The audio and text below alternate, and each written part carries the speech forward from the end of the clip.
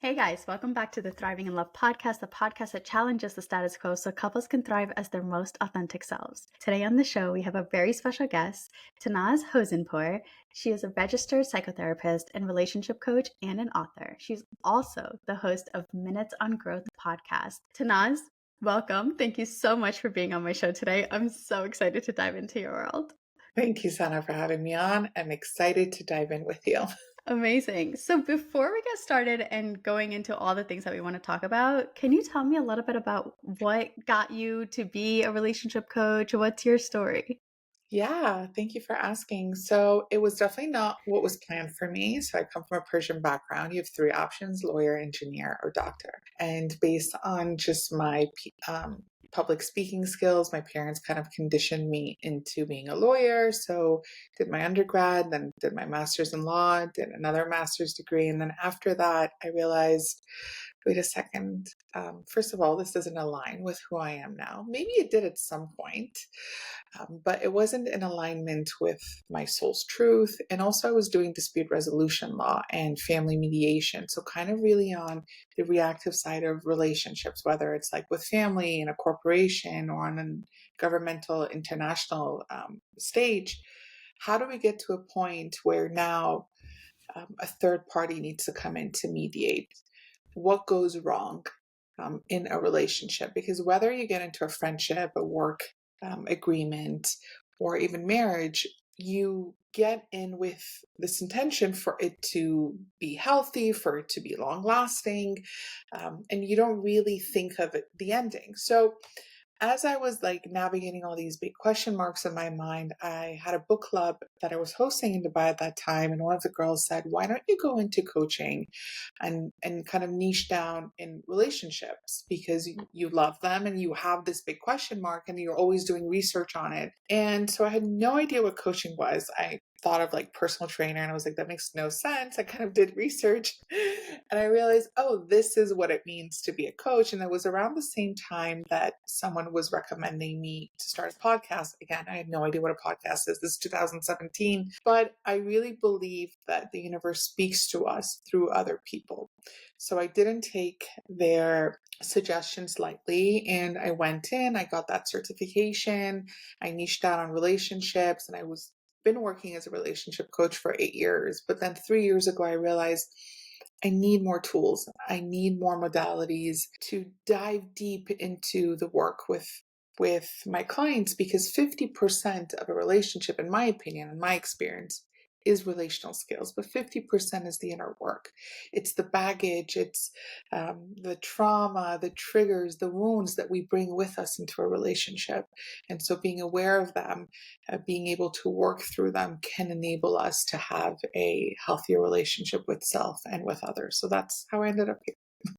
Wow, I love that. And I love that you continue to learn and grow yourself in order to best serve your clients. And, that is part of the coach journey too, where I've been learning that there's a difference in people that I did it, I'm here, I've achieved this, here is my information, come learn from me. But then you can feel a very different energy from the coaches and the guides that are committed to their own personal growth. And I think that is similar to relationships, right? Where if like, so I do a lot of relationship coaching as well, and I can tell when somebody is like, I've done all this inner work, I healed, I'm ready for a relationship. And then there is a different energy of, I just want somebody who is committed to growing with Mm. me. So from your experience, from 8 years of relationship coaching, what would you say is like, is there a destination for healing, or is it like a ever evolving journey? Like, are there stages to it? What are your thoughts? Ooh, that is a multi-layered question.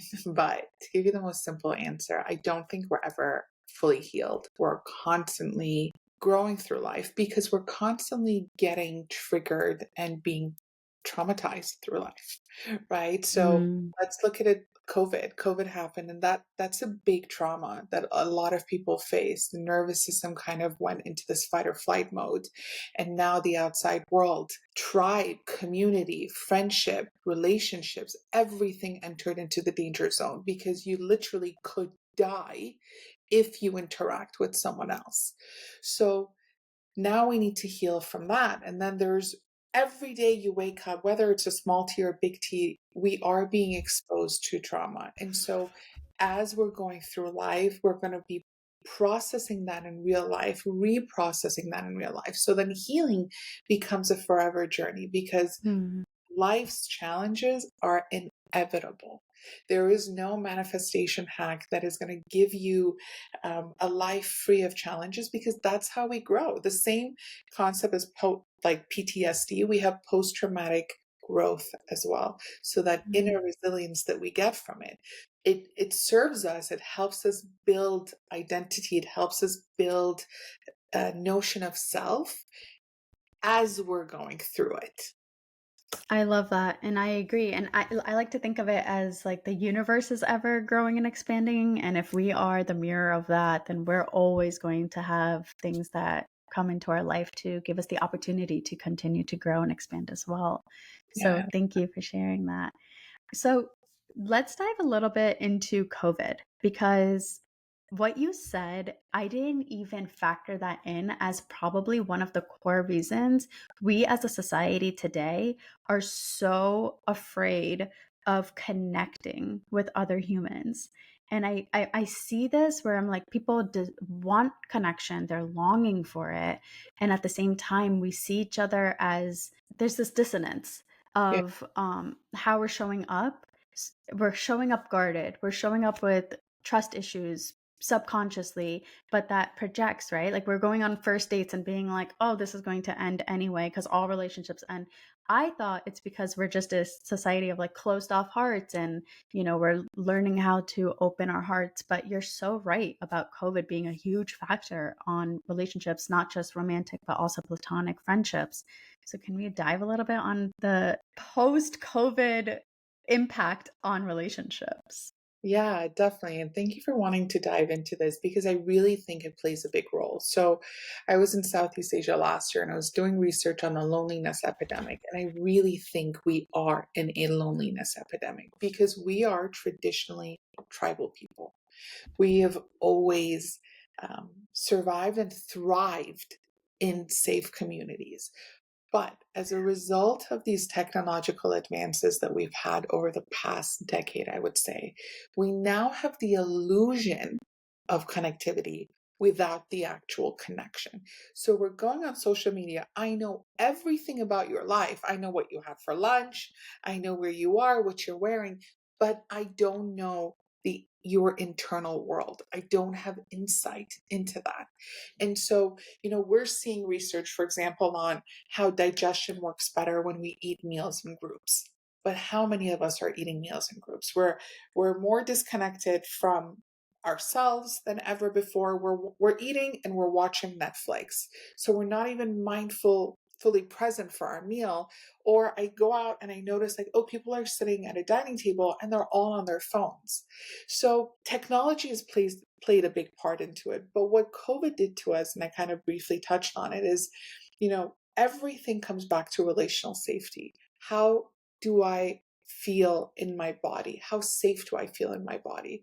So during COVID, we were given this narrative over and over again. So repetition played a big role into it, that if you go out, you can die, right? So now our nervous system, part of our autonomic nervous system gets activated and says, danger, danger, red alarm. Human connection is dangerous. So now I'm standing next to a person and without even realizing, I'm so scared. My body is shutting down because for 2, 3 years, I was told that's not okay. And we see that with kids who were born during COVID, with even COVID puppies and pets. I know my partner's family got a COVID pet, and you can just tell because he hasn't socialized with other dogs. Now, when he sees other dogs, he's like barking at them and he's so aggressive towards them because it's so unfamiliar for him. So, the familiarity of being in community has been taken away from us. Partly because of COVID, and partly because we're given this illusion that we're constantly in touch, and we've just stopped putting effort to actually be in touch. And I don't think any of us have actually processed COVID trauma. So obviously that is running our subconscious programming, which is creating our reality. So therefore we are showing up that way in relationships. What are some ways that you help your clients through processing that? So for anybody listening now that is their light bulbs are turning on, like, oh my gosh, maybe that's why I get so activated when I'm around people. So we start small, right? We don't want to overwhelm the nervous system. We don't want the nervous system to suddenly go from being in isolation to now being in the middle of a party with 160 people, right? We need to be mindful of our capacity, and we want to enhance the elasticity of that capacity one step at a time, very baby steps. So again, it doesn't overwhelm the nervous system. So start where it feels safe. So if it feels safe with your coach, with your therapist, with your mentor, or with that one friend who you know you can talk to without feeling judgment or guilt or shame. And if, for example, you and your best friend are now gotten into the space where you're just like texting, start with like a coffee date, start with a video call, start small and build that Mm. that vessel for it, that capacity for it. Join a book club. I love book clubs. I love any kind of social club, and you can start online. Start there. First, kind of get attuned to hearing different voices in real time, and then Mm. slowly adjust and re-enter the world in a pace that feels safe to you. But you need to get out of that comfort zone. It needs to feel like a little bit of a stretch, but not to the point where now your alarms are going off and you're retreating and you're going back into isolation. That is so good. Yes. Thank you for those really practical, grounded tips. But what do you think about this place that we're heading into as a society? Like you said, like, I mean, people are having AI girlfriends and friends, and they're just like, I'm good. I don't need to put myself in that uncomfortable situation in order to have human connection. Do you think that human beings can truly be okay without human connection? And they're just focused on their health, their fitness, their legacy, their purpose, their impact. And they're just like kind of isolated, but they're happy there. And so I've been doing a lot of conversations lately on relationships and dating. And people are like, I don't want a relationship. It's going to distract me from this career that I love, that I'm pouring my heart and soul into. Do you think that's sustainable for human beings to not have intimate relationships? No. No, full stop, Yeah. because it is a core human need to feel seen, heard, understood, and valued. And you Mm. cannot get that from AI. I love AI. I love ChatGPT for psychoeducation. But then there's another full stop. Why? Because the difference between human connection and AI is extremely validating. There are no ruptures in that relationship. It's like it's always validating your thoughts, your feelings, and that's not how we build internal resilience. That's not how we build self-awareness. When we Mm. are working with a coach, with a therapist, there will be moments where mini ruptures will happen. No, that's not what I meant. Or, no, actually, that's wrong. And it's in those moments of ruptures. Or, your therapist shows up or your coach shows up 2 minutes late and you get triggered by that. And that's a rupture. And it's in those moments of ruptures that we have an opportunity to repair. And it's through that we now mimic that into the outside world. Because look at your hand, your 5 fingers are different, and these are your own fingers. So you're going to be different than all the other people outside there. But if we don't learn how to coexist peacefully, if we don't learn how to navigate conflict, the world is always going to feel like an overwhelming place. Okay, you don't want to get into a romantic relationship, fine. But you're eventually going to have ruptures at work. You're eventually going to have ruptures in platonic relationships with your neighbor, even with yourself. If you don't have that skill, then you're going to feel extremely flooded. So romantic relationships actually are a medium through which we can learn how to get along with different types of people, how to know ourselves better, how to fight fair, how to enhance intimacy in different categories. And that it like mirrors our relationships in the outside world. So every relationship feeds off one another. And it becomes also an opportunity for us to feel seen, heard, understood, and valued. I Mm, don't think AI can give that to you. so, so good. Let's dive a little deeper into what you said about relationships being a medium, intimate relationships, like romantic relationships being a medium that teaches you how to be in relationship on a grander scale with others. Where did you learn that? How did you pick up on that? Because it's everything that I believe, but it's like not very validated out in the current psychology, new age spaces. Yeah. So I think people have taken away the sacredness of relationships. And I don't blame, I don't blame society. I blame the people who are benefiting off this narrative. It's similar to Mm, the narrative of like the beauty industry that kind of constantly wants to tell you you're not good enough, right? And it's the same with relationships. They're constantly trying to feed us this narrative of it's not safe to be in a relationship, it's not good to be in a relationship, to push different agendas and whatever those agendas are. But I constantly tell my clients is I'm like, the honeymoon phase is great, but the acceptance and commitment phase after the honeymoon phase, if you can get through the negotiation phase, if you can get through the conflict phase, it is a love like no other, and it is a support like no other. A healthy, intimate relationship becomes the fuel that gets you to thrive in your friendships, at work. It like builds you up. It's like you wake up and someone's like fueling you, and you take that fuel and you take it in the outside world and you radiate differently. I mm, want us to shift the way that we think of relationships. It's not something that takes away, it's something that gives. It's more of a deposit than it is of a withdrawal if we have the relational skills that majority of us were not taught in school. We all know geometry that most of us don't use unless we're engineers, or all the other fields that use geometry. My field doesn't. But why weren't we taught how to hold different perspectives? Why weren't we taught how to fight fair? Why weren't we taught how to communicate our needs? We're sent off to school and our parents tell us, go make friends.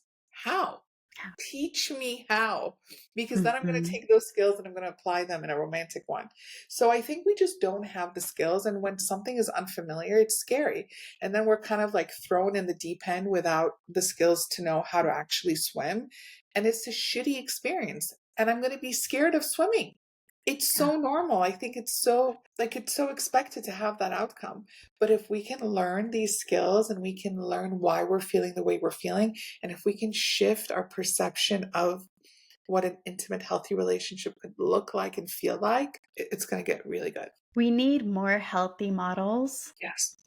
because I do think that a lot of the programming that we have around relationships, it's very like, oh, I want to be treated like a princess and he has to do everything for me. And that princess mentality, I think, stops us a lot from being okay with disagreeing with each other without it meaning that this person is not in alignment with me and it needs to end and I need to go find somebody else.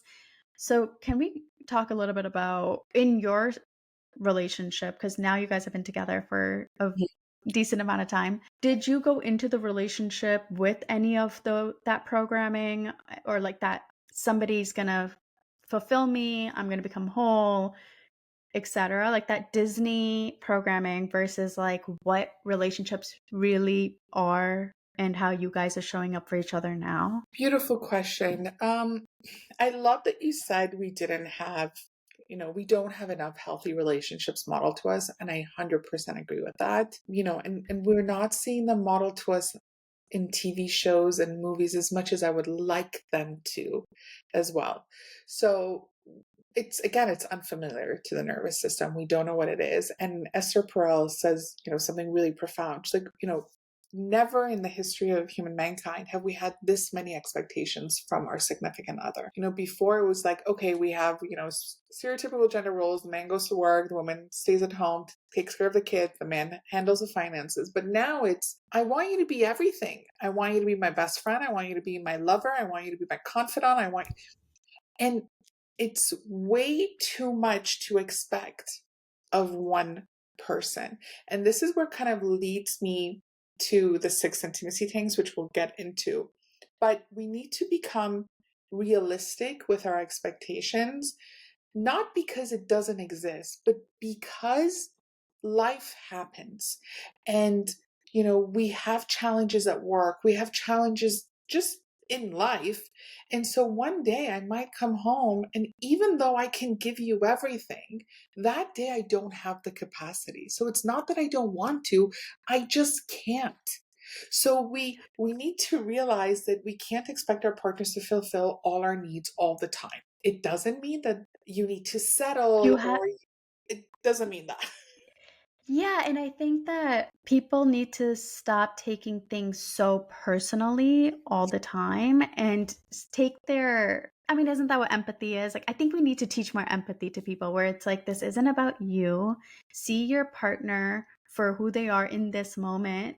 That's also not defining them for who they are on a grander scale, but in this moment, maybe he had a hard day at work and he can't show up in the way that you want him to, and instead of being so upset and going into your room and slamming the door and, being upset about that, you just missed a beautiful opportunity for connection in that moment of like, hey, like, how is your day? Talk to me. I love that. I love that. And you're absolutely right. A lot of the times we're taking these things personally. And that's where the inner work comes. Like, what is the wound? What is the trigger? What is Yeah.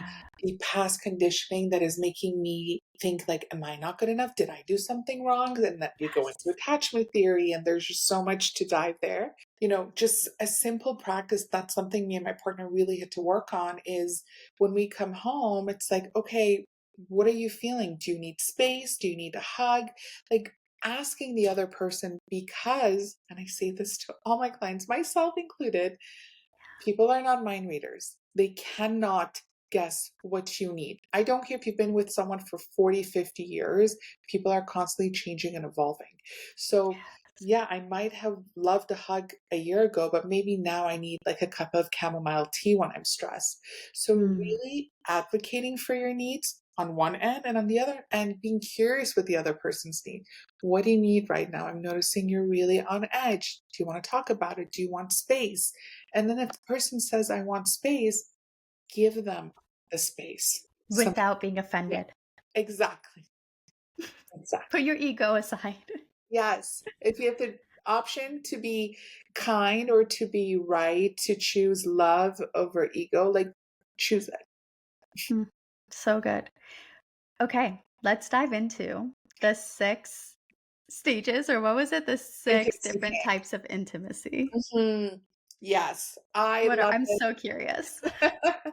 Every time I share the six intimacy tanks, whether it's like on a podcast like yours or like in a retreat, everyone really resonates because I think it's one of those things that we intuitively know. We just maybe don't have the language for it. Mhm. And so, what is the six intimacy tanks? I want you to visualize yourself as a car, and you have six fuel tanks in you. And it's like the ways that you feel, again, seen, heard, valued, and understood. So let's break it down. When we think intimacy, we usually think sexual.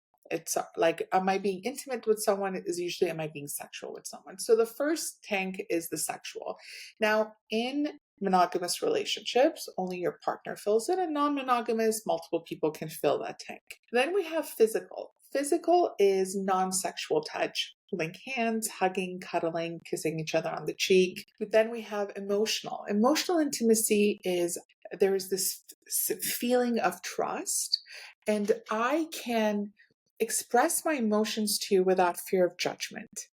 And so Mm. it's a safe space. Intellectual intimacy is we're discussing our thoughts, we're just intellectually stimulating conversations. Then we have experiential intimacy. So that is shared hobbies, experiencing the world. So maybe we're traveling together, going to restaurants. And then we have spiritual intimacy, which is not only the spiritual and the religious, but also our beliefs and our values. What the six intimacy tanks represent is our need for community, because we cannot expect our partner to fill all six all the time. Same way that we can't fill our partner's six tanks all the time. Because again, one day we can have the worst day at work and we come home and we just don't have the capacity to show up and fulfill our partner's, let's say, emotional intimacy tank that day. So we want to put different people in each tank. And so I like to tell people, take inventory of the people in your life. Which tanks are they filling for you? And which tanks are you filling for them? This takes a lot of expectations off of platonic friendships too, because sometimes we're like, oh, for us to be friends, you need to always be there for me emotionally, want to hang out with me, want to party with me. We need to like connect on our shared love for, let's say, politics, and we need to meditate together. And when I am sad, I want you to hug me, right? And maybe you can't find all of that in one person, but if you can say, okay, this is a friend that I check out restaurants with. This is the friend that I go to when I want to have these conversations. Sometimes a friend can fill multiple tanks, but what we're doing is we're extending grace to ourselves and to others and learning how to cultivate a sense of community without pressure. Wow. I love that so much because it just reminded me of this friendship that I had when I was in my younger 20s. And she was like my party friend. And we used to love going to concerts together. And she was not able to be there for me emotionally. And the one thing my husband said to me, it was that you're allowed to have party friends and you're allowed to have friends that you go deep with. They don't all have to be the same person. And it in that moment, it was like that light bulb moment for me of like, wow, I actually get to expand my life even more instead of expecting one person to fulfill all parts of these little, intimacy things that you explained it so beautifully too, because it's like the intellectual part where I don't feel like I get to have that with my husband all the time. He works so hard, he's coming home and he's like, I just want to turn my brain off. And I fulfill that now through community. I seek out, I have my podcast where I get to dive deep into these intellectual conversations that I love, and it fuels me, and I get to grow and expand in that way without that meaning that my husband is not enough or not the right partner for me. And I get to actually get experience all the other parts that I love even more through him, where I'm like, oh, I love the physical, I love the, emotional, I love all of these other parts. And what an expansive way to look at relationships. Yeah, thank you. I think that's such good medicine for so many people. Yes, I love that you said it becomes an opportunity to highlight and celebrate what is present versus what is missing. Because Mm. again, there's so much content out there of, oh, if he doesn't do this for you, then he doesn't love you, or so much limiting narrative out there. And we go through different stages in life where someone, again, like for example, you said intellectual intimacy, it's similar for me as well. The topics that I'm interested in, my partner isn't interested in. And I don't want to force that onto someone and vice versa. So that's okay. I can get that fulfilled with you, Sana, instead of having to like get it fulfilled with my husband. It doesn't mean that he is not a good person. And it takes away the pressure for on him as well to have to fulfill all my needs. So Mhm. it really becomes this, if we can shift our perspective, it's like we meet people where they're at instead of where we want them to be. And And isn't that what love really yes, is? that's exactly what love is. I really think that is what love is. And by the way, Yeah. none of this applies to any situation where abuse is present.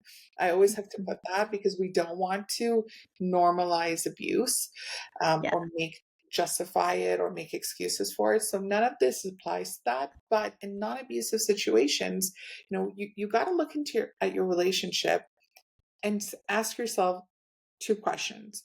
Are there good enough traits and good enough strengths that I can highlight and celebrate?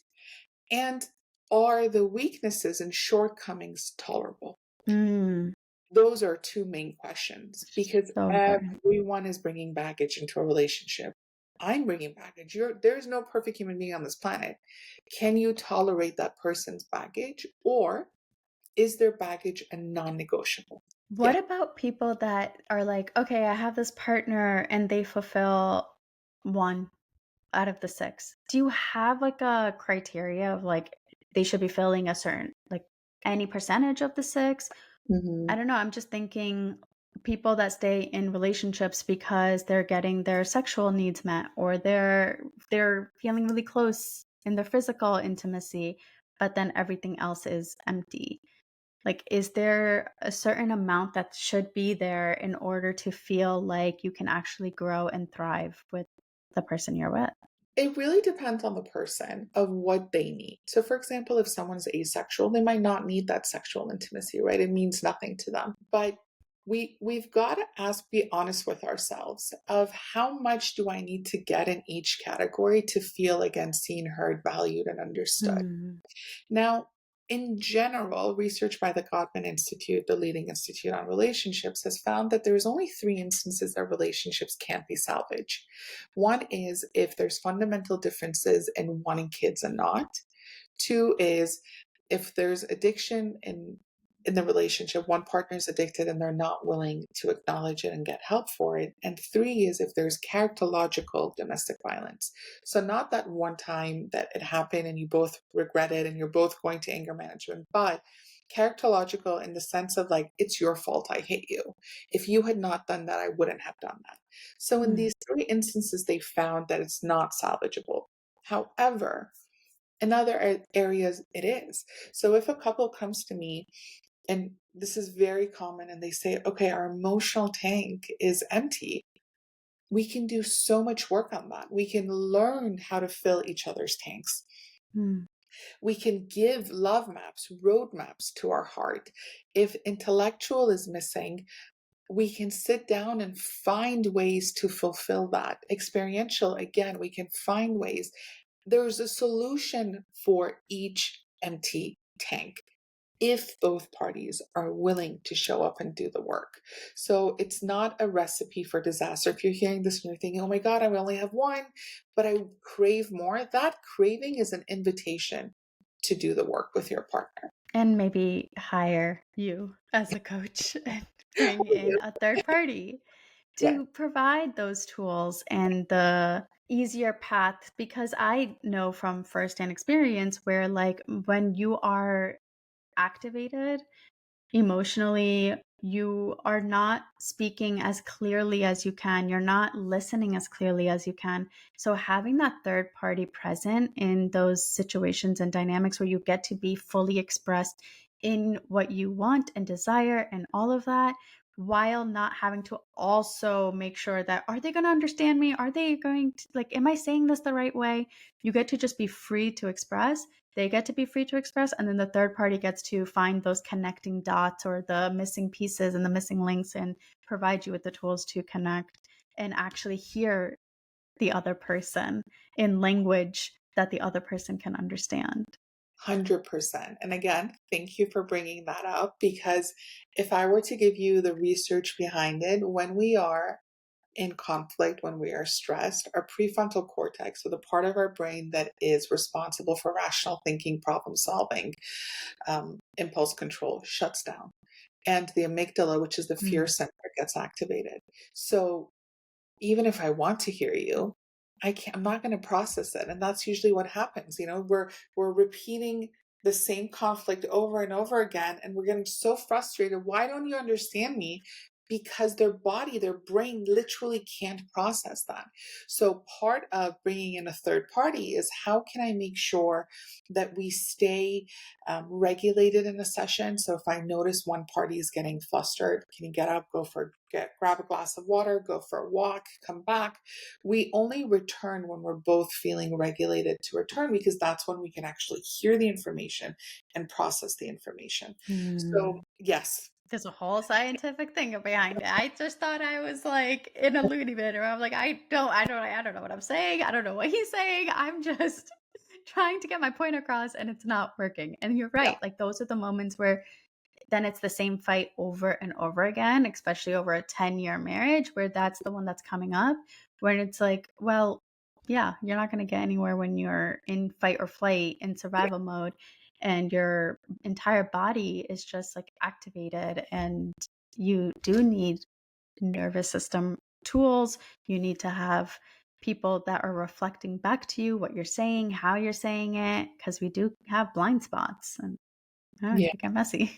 yeah. How you're saying it is a Yeah. big one, right? Yeah. If Amazing. we weren't modeled it, we wouldn't know how to say it. Yeah. What are your thoughts on this whole thing that we're seeing these days online where it's like, oh, you have to do the inner work to call in the partner that you want? What are your thoughts on that? I personally think that it's not who we attract, it's who we entertain. And we can attract wide range of different types of people, but who we entertain can really give us insight into what's happening internally.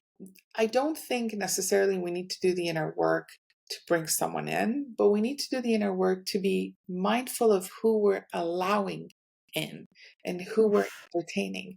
Are we entertaining someone who's constantly reaffirming this narrative of I'm not good enough?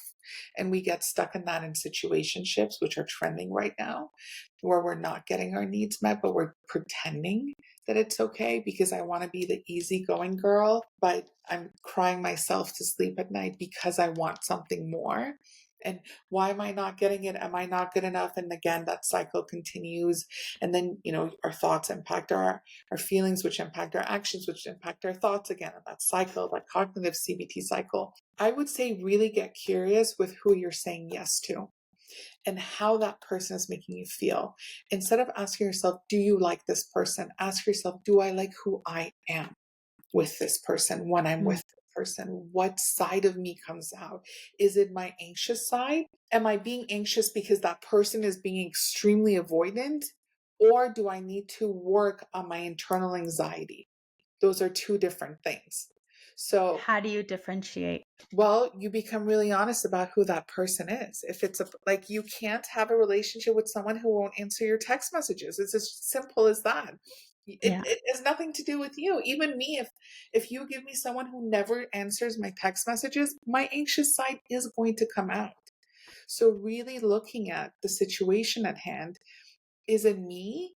Is it something inside of me that is responding this way? Or is it also the circumstance or both? Do you think that there's a way where we change our attachment style depending on the person, or is that just like a core thing in us? Like, what are your thoughts?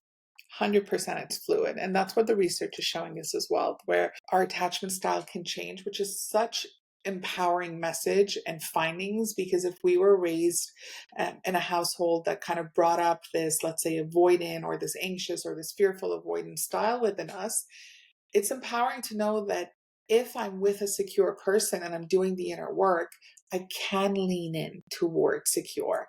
And you see that with friendships, right? If for example you're anxious or you're avoidant and you meet a friend who consistently shows up for you, you suddenly start to notice how you show up in that friendship. And so we can have different styles can come out in different relationships.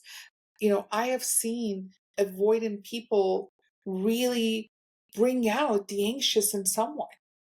And that's why the dance happens, the anxious avoidant dance happens. Yeah. But once you have that secure attachment, you're less likely to entertain someone avoidant. The moment you see they're not answering your text messages, okay, great, thank you, goodbye. I'm not here to fix you. I'm not going to go into Bob the Builder mode where now I have to, like, build you up and heal you and take you on as a project. You'll say no to That's what a really serves. whole conversation that we could dive into. Oh my gosh, of all the people that are just like, he missed out on me being the medicine that he needs for his soul ascension. And I'm like, why do you want a project? Like, that's not fun for you. Like, and then I think that it's more of like a self-worth thing Mhm. of like, I know my medicine and it's powerful and it's potent, and if he doesn't see it, then, I have to keep trying to get him to see my magic. When it's like, no, babe, like you can go do that in your career and get paid for your magic. And I think that's a huge money block that so many spiritual entrepreneurial women have, of like, instead of valuing their gift as something that can give them resources that fuel them, they're wasting it energetically on trying to prove it, instead of being so grounded and rooted in that it's their gift and it's what they have, and they don't need a partner to validate it for them. I love the way you phrase that. Beautiful. Full Full stop. stop. Mic drop. Done. Well, this conversation has been so expansive and so delicious. I am excited for everybody to listen to it and meet you and dive into your world like I have. It's so much fun to learn from somebody who has clearly done so much research and has so much, not just like lived experience, that like clearly you have this beautiful relationship that you guys talk about, which I love, but like the technicality of it makes it really practical and grounded, so that we can understand that this isn't just a me problem. This is actually a universal thing that's happening in psychology, in terms that we can give ourselves permission to accept ourselves more fully. So thank you for that. Of course, and thank you for creating the space. As you were saying that, I was thinking of like, you know how we see reels on Instagram and we share it to our friends and we're like, "That's me, that's me." It really is so comforting to know that our problems are not only our problems, they're universal problems, and so we're not weird or we're not crazy, and that like, someone else has gone through this and they've gone to the other side of it, and they can help us get there as well.